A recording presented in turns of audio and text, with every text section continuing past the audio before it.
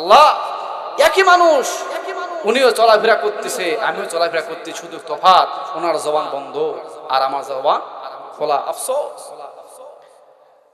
টাঙ্গাইলে মাহফিলে গেলাম, মধুপুরে, সেখানে অন্ধ দেখলাম, তিনি অন্ধ হাফেজ। সাক্ষাৎ হয়ে গেল, মাহফিল শেষে বলতেছে, হুজুর আমার জন্য একটু দোয়া করে দেবেন।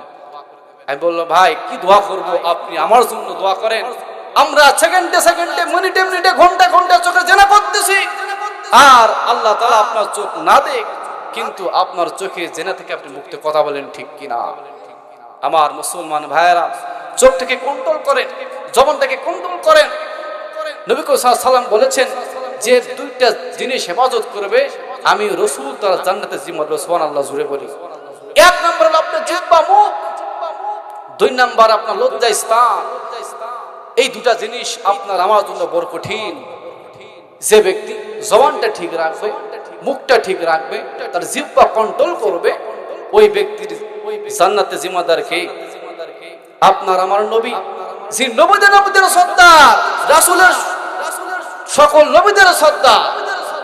দেখেন, আল্লাহ রাব্বুল আলামিন সকল নবীর নাম দিয়েছেন, কিন্তু আপনার আমার নবীর নাম কি দিয়েছেন? খাতামুন নবীন দিয়েছেন না? দিয়েছেন, খাতামুন নবীন দিয়েছেন।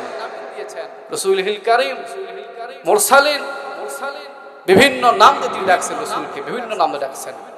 আর প্রত্যেক ইয়া মুসা, ইয়া হারুন, ইয়া ঈসা, ইসহাক, বিভিন্ন এক নামে ডাকছেন। কিন্তু আপনার আমার এমন নবীর আপনি আমি উম্মত, যেই নবীকে আল্লাহ তাআলা বিভিন্ন নামে ডাকছেন, এমন নবীর উম্মত হতে পারে আপনি আমি খুশি না বেজার? খুশি। বলে সাল্লাল্লাহু আলাইহি ওয়াসাল্লাম। আমার সম্মানিত আমার বাবাজিরা, কথা বলতে বলতে অনেক কথাই বেরিয়ে যায়।